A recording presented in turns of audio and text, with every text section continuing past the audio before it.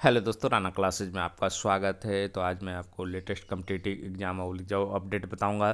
तो इस वीडियो को शुरू से अंत तक देखें। पसंद आने पर लाइक्स, नए लोग सब्सक्राइब करना ना भूलें। तो आज है जो कि बीएसएससी द्वारा जो कि 50,000 चतुर्थ वर्गीय श्रेणी की योग्यता परीक्षा पैटर्न क्या होगी, कब तक संभावना है, और बिहार में जो है संविदा पर कार्यरत कर्मियों के लिए क्या सेवा शर्त में बदलाव किया गया है, और भी अन्य खबरें हैं। तो इस वीडियो को अंत तक जरूर देखें। तो क्या है, असिस्टेंट प्रोफेसर की चयन प्रक्रिया पर मांगा जवाब। पटना हाई कोर्ट ने राज्य के विश्वविद्यालयों में असिस्टेंट प्रोफेसर की नियुक्ति के लिए चयन प्रक्रिया की वैधता को चुनौती देने वाली याचिका पर है जो कि सुनवाई करते हुए 4 सप्ताह में जवाब तलब किया है। मुख्य न्यायाधीश न्यायमूर्ति संजय करोल की अध्यक्षता वाली खंडपीठ ने जयप्रकाश द्वारा दायर याचिका पर शुक्रवार को सुनवाई करते हुए राज्य के राजभवन, चांसलर ऑफिस, राज्य सरकार व यूजीसी को जवाब देते हुए 4 सप्ताह की मोहलत दी है। याचिका के माध्यम से statute of appointment of assistant professor in university of Bihar 2020 की वैधता व असिस्टेंट प्रोफेसर के 4623 पदों पर नियुक्ति के लिए निकाले गए विज्ञापन को चुनौती दी गई है। तो मतलब क्या है, कहीं ना कहीं ये इस पर है जो कि केस दायर किया गया है, और हो सकता है कि आपको इसका कारण डिले हो सकती है। उसके बाद आते हैं अगली खबर पर। शिक्षक नियोजन में पारदर्शिता की तैयारी, ऑनलाइन हो सकती है प्रक्रिया। तो शिक्षा विभाग के प्रधान सचिव संजय कुमार से शिक्षक नियोजन अभ्यर्थियों के एक प्रतिनिधि मंडल ने शुक्रवार को मुलाकात की। चर्चा में अभ्यर्थियों ने काउंसलिंग कराने की मांग की। प्रधान सचिव संजय कुमार ने अभ्यर्थियों को आश्वस्त किया कि विभाग इस दिशा में गंभीर है। अभ्यर्थियों के मुताबिक उम्मीद है कि नियोजन की प्रक्रिया फिर से जल्द शुरू हो सकती है। इधर प्राथमिक शिक्षक नियोजन मामले में शिक्षा विभाग में उच्च स्तरीय मंथन चल रहा है। मंथन के तहत शिक्षा विभाग एक पारदर्शी सिस्टम तैयार करने की तैयारी में है। कई अभ्यर्थियों ने नियोजन प्रक्रिया में गड़बड़ी, इकाई स्तर से गड़बड़ी होने की आशंका जताते हुए पूरी प्रक्रिया को ऑनलाइन कराने का सुझाव दिया है। दूसरी तरफ बिहार कोर्ट केसों का भी परीक्षण कर रहा है। आगे की प्रक्रिया है जो कि कोर्ट की अवमानना तो नहीं होगी। मतलब ये जो शिक्षक नियोजन की पारदर्शिता के लिए तैयारी क्या होगी, ये ऑनलाइन प्रक्रिया हो सकती है। फिर क्या, यूपीएससी परीक्षा न देने वालों के एक और मौका नहीं। तो केंद्र सरकार ने कोर्ट को बताया कि वह पिछले साल कोरोना महामारी के कारण यूपीएससी की परीक्षा में शामिल नहीं होने से अपना आखिरी मौका गंवा देने वाले अभ्यर्थियों को एक और अवसर देने के पक्ष में नहीं है। अतिरिक्त solicitor general S B Raju ने कोर्ट से इस बारे में हलफनामा दाखिल करने का समय मांगा है। उसके बाद आते हैं, बहुदिव्यांगता पर भी मिलेगा आरक्षण। राज्य सरकार की सेवाओं में नियुक्त व शैक्षणिक संस्थानों में नामांकन में अब बहुदिव्यांग को भी आरक्षण मिलेगा। हालांकि कुछ सेवाएं ऐसी भी है जिनके में इस दायरे में आने वाले को आरक्षण नहीं दिया जा सकता। ऐसी सेवाएं कौन सी होगी, इसके लिए एक समिति का गठन किया है जिसमें मुख्य सचिव समेत कई विभागों के अपर मुख्य सचिव, प्रधान सचिव या सचिव व निःशक्तता आयुक्त शामिल होंगे। बहुत दिव्यांगता वाले को राज्य सरकार की नौकरियों के साथ शैक्षणिक संस्थानों में आरक्षण का लाभ मिलेगा। दिव्यांगजन को राज्य सरकारी अधीन सेवा में 4% और शैक्षणिक संस्थानों में 5% आरक्षण का लाभ दिया जाता है। उसके बाद आते हैं अगली खबर पर।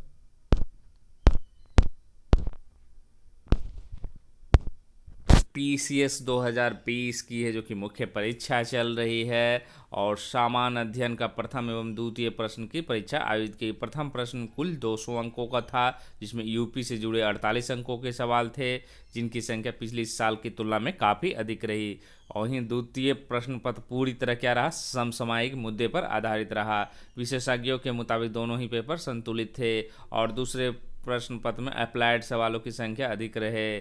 सवाल देखने में सीधे और साधारण लग रहे थे, लेकिन उनका जवाब गहराई से ही दिया जा सकता था। क्वेश्चन क्या था, तो यूपी से जुड़े सवाल, स्मार्ट सिटी मिशन क्या है, पूर्वी उत्तर प्रदेश की इस योजना के लिए चुने गए नगरों की प्रमुख विशेषताओं की विवेचना कीजिए। फिर उत्तर प्रदेश से ही क्वेश्चन थे। कोविड-19 का भी क्वेश्चन था। लॉकडाउन के दौरान उत्तर प्रदेश की अर्थव्यवस्था और सामाजिक व्यवस्था पर इसका क्या प्रभाव पड़ा। तो मतलब लॉकडाउन और स्मार्ट सिटी के और उत्तर प्रदेश के क्वेश्चन पूछे गए। पीसीएस के अंक पत्र फंसे, अभ्यर्थी परेशान। तो यूपीपीएससी ने पीसीएस 2018 के कट ऑफ अंक एवं अंक पत्र अपनी वेबसाइट पर जारी तो कर दिए, लेकिन तकनीकी दिक्कत के कारण बड़ी संख्या में अभ्यर्थियों के अंक पत्र है जो कि वेबसाइट पर प्रदर्शित नहीं हो रहे। अभ्यर्थी परेशान हैं क्योंकि कट ऑफ अंक और अंक पत्र 25 जनवरी तक ही वेबसाइट पर उपलब्ध रहेंगे। अभ्यर्थियों ने आयोग में अपनी शिकायत दर्ज कराई।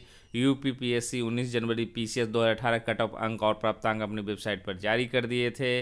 अभ्यर्थियों ने दिए गए निर्देश के अनुसार अनुक्रमांक एवं रजिस्ट्रेशन नंबर भरकर अपने मोबाइल पर ओटीपी तो प्राप्त कर लिया, लेकिन संबंधित कॉलम में ओटीपी दर्ज करने पर मार्कशीट प्रदर्शित होने के स्थान पर लिखकर आ रहा record not found against given again है, जो कि गिवन रोल नंबर चेक और डिटेल। कट ऑफ और प्राप्तांक वेबसाइट पर 25 जनवरी तक ही उपलब्ध रहेंगे। ऐसे में अभ्यर्थियों पर मार्कशीट प्राप्त करने के लिए 3 दिन का समय ही रह गया है। और ये जो यूपीपीएससी के जो सचिव हैं वो क्या कह रहे हैं, जिन अभ्यर्थियों की मार्कशीट प्रदर्शित नहीं हो रही है वे ईमेल के माध्यम से आयोग को अपनी शिकायत भेज सकते हैं। तकनीकी कारणों से कुछ अभ्यर्थियों को मार्कशीट मार्क प्राप्त करने में दिक्कत हो सकती है।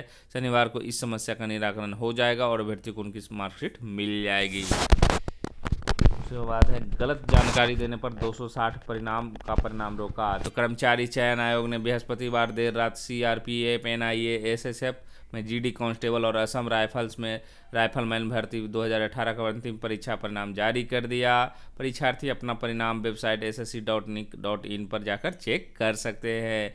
आयोग द्वारा घोषित परिणाम में मेरिट में आए 46,071 पुरुषों व 80 महिलाएं हैं, जो कि समेत कुल मिलाकर 54,151 अभ्यर्थियों की नियुक्ति अंतिम सिफारिश की गई है। मतलब 80 महिलाएं हैं, जबकि 260 अभ्यर्थियों को परीक्षा में गलत जानकारी देने पर उनका परिणाम रोक दिया गया है। आयोग की ओर से कहा गया है कि कंप्यूटर आधारित परीक्षा में मिले अंकों के आधार पर अंतिम मेरिट लिस्ट तैयार की गई है। तो इसका मतलब साफ है कि आप लोग गलत नहीं भरे, आपके परिणाम रोक लगा सकती है और परेशानी पड़ सकती है, इसलिए कभी भी आवेदन फॉर्म में गलत ना भरें। अब शिक्षक बन सकेंगे अफसर। तो शिक्षा व साक्षरता विभाग द्वारा प्राथमिक शिक्षा को सेवा शर्त नियमावली में बदलाव किया जा रहा है।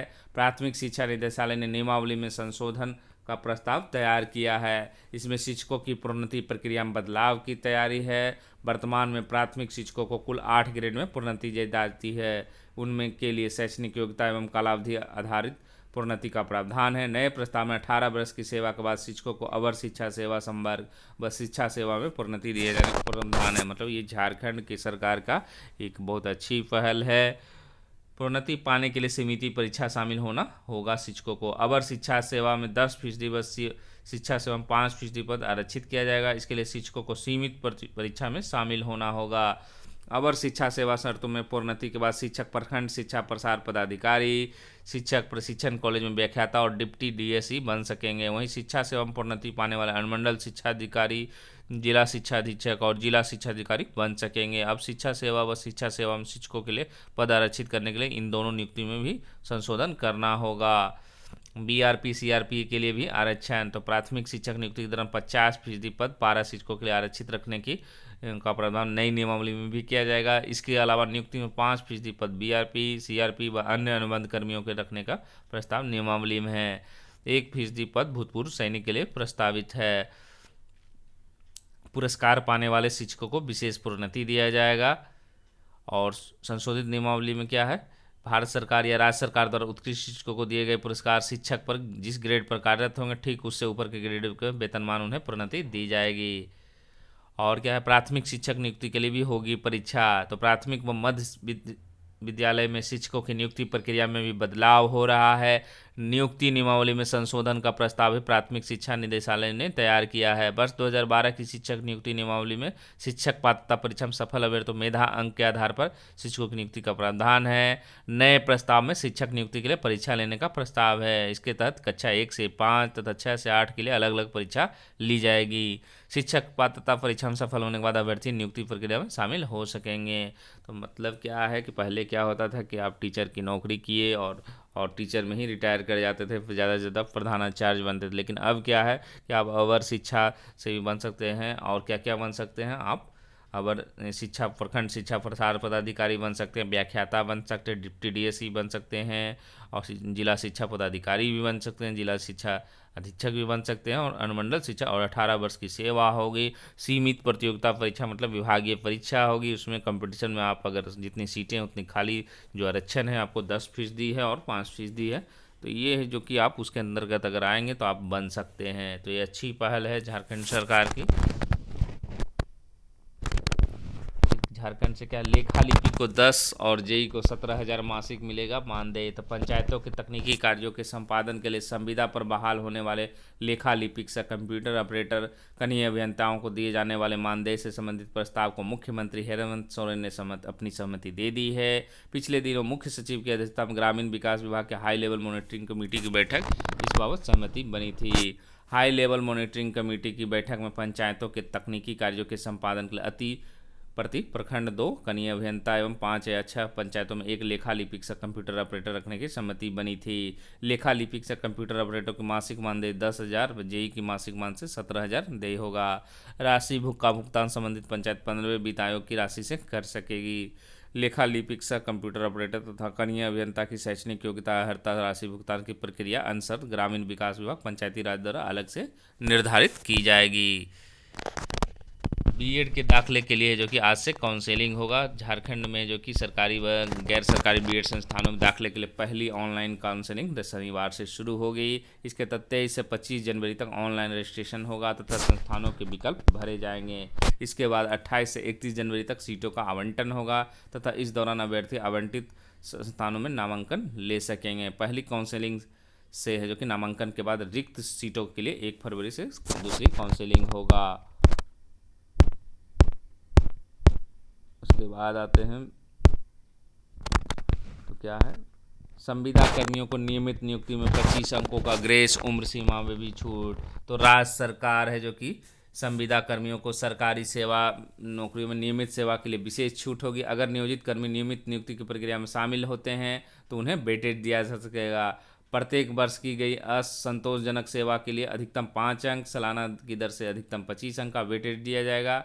इसके अलावा नियोजित कर्मी जितने समय तक कार्य करेंगे उस अवधि का समतुल्य अवधि छूट उन्हें अधिकतम उम्र सीमा में दी जाएगी।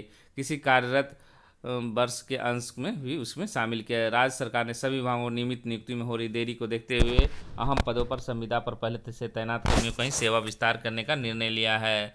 साथ ही राज्य सरकार ने संविदा कर्मियों को पहले से निर्धारित कई बदलाव करते उन्हें कई सुविधाएं भी दी है। क्या क्या रहेगा, जिस पद पर पहले से तैनात से उसी पद के लिए लाभ मिलेगा। तो जिस सूचना के मुताबिक उम्र सीमा और कार्य अनुभव लाभ सिर्फ उसी पद के लिए दिया जाएगा जिस पद पर संविदा कर्मी पहले से तैनात थे। दूसरे पदों के लिए इस तरह की कोई सुविधा नहीं दी जाए। इसी तरह अनुभव के आधार पर भी छूट की बात है तो इसमें विनियामक संस्थाओं या विश्वविद्यालय अनुदान आयोग, अखिल भारतीय तकनीकी शिक्षा परिषद समेत अन्य स्तर से जो कि निर्धारित मार्गदर्शन को ध्यान में रखकर छूट दी जाएगी। नियमित नियुक्ति में जो कि निर्धारित मानकों और आरक्षण रोस्टर का पालन अनिवार्य होगा। तो इसमें भी है जो कि आपको आरक्षण रोस्टर और अन्य गोद लेने वाली महिला कर्मियों को भी अवकाश मिलेगा। तो किसी संविदा कर्मी की मौत पर है जो कि उन्हें परिजनों को 4 लाख का रुपये का मुआवजा दिया जाएगा। गोद लेने वाली महिलाओं को भी अवकाश मिलेगा। जो महिला कर्मी 12 महीने में 80 दिन संविदा नियोजन पर कार्य कर चुके उन्हें 26 सप्ताह का मातृत्व अवकाश मिलेगा। 8 सप्ताह का अवकाश अनुमानित प्रसव तिथि के पहले और 18 सप्ताह है जो कि शिशु जन्म के बाद मिलेगा। तो ये सब सुविधाएं जो कि दी जा रही है।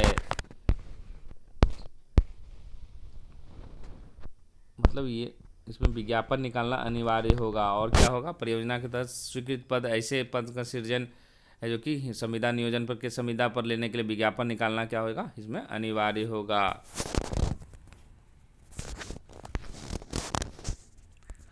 और क्या इसमें जो कि सरकारी सेवक हैं जो कि माने जाएंगे तो इसको देखते हैं।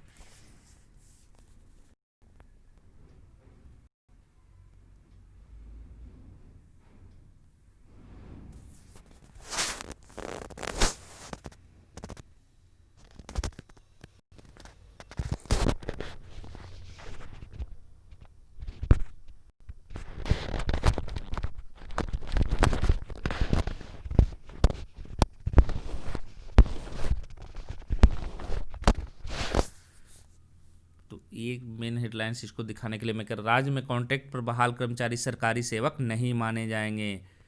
और 1 माह के नोटिस या मानदेय देकर खत्म की जा सकेगी उनकी सेवा। तो मेन चीज़ यही है कि गाइडलाइन इस कॉन्ट्रैक्ट आधार पर जारी किया गया है। इसमें सरकारी सेवक वाली सुविधा के भी हकदार नहीं होंगे।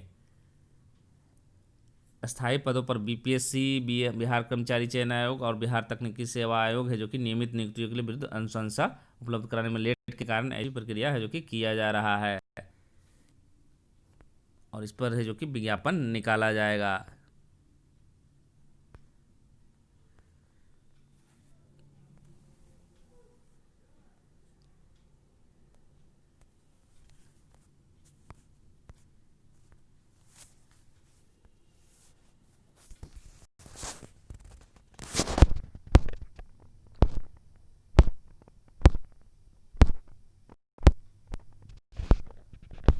उसके बाद आते हैं चुनावी वादे के अनुसार है जो कि बिहार की एनडीए सरकार राज्य में है जो कि बम्पर बहाली लाने की कवायद में जुट गई है। डिप्टी सीएम तारकिशोर प्रसाद ने शुक्रवार को ट्वीट कर जानकारी दी कि जल्दी ही इसके लिए प्रक्रिया शुरू हो जाएगी।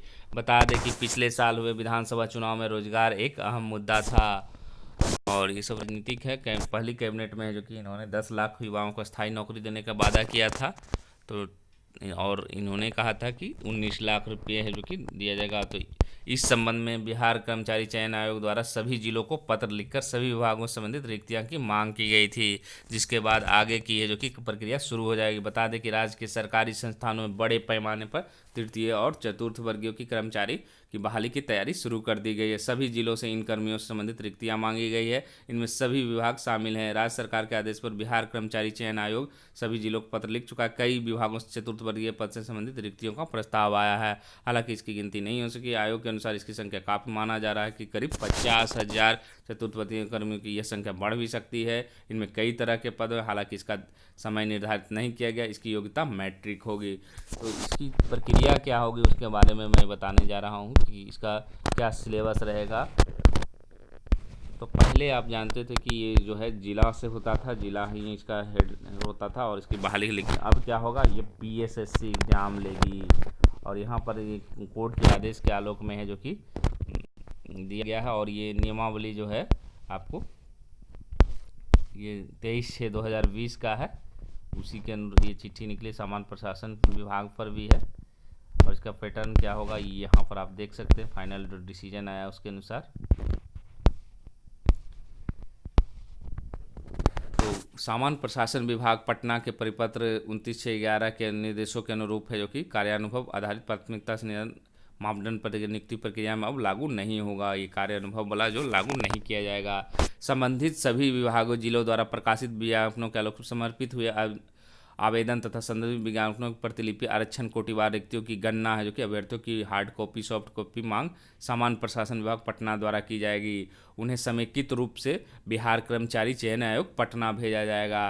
बिहार कर्मचारी चयन आयोग पटना के स्तर से जो कि प्रकाशित विज्ञापन के आलोक में ऑनलाइन आवेदन है जो कि मिलान किया जाएगा। और ये जो विज्ञापन निकाला जाएगा, एक प्रतियोगिता परीक्षा आयोजित किया जाएगा, और इसके लिए विज्ञापन का प्रकाशन और परीक्षा का आयोजन किसके द्वारा किया जाएगा, तो बिहार कर्मचारी चयन आयोग पटना द्वारा किया जाएगा। ऑनलाइन आवेदन मांगा जाएगा। और क्या क्या रहेगा, परीक्षा में पूछा जो जाएगा वो है जो कि परीक्षा में पूछे जाने वाले प्रश्न क्या होंगे, ऑब्जेक्टिव होंगे जो 10वीं या समकक्ष स्तर के होंगे। आपका सिलेबस क्या रहेगा वो आप देख सकते हैं। इसमें 20 क्या क्या क्वेश्चन रहेंगे, और ये आपको समान ज्ञान रहेंगे, समान अंक गणित रहेंगे, और समान हिंदी ज्ञान के रहेंगे। और 100 पूर्णांक है जो कि 100 क्वेश्चन रहेंगे, 100 पूर्णांक के ये रहेंगे।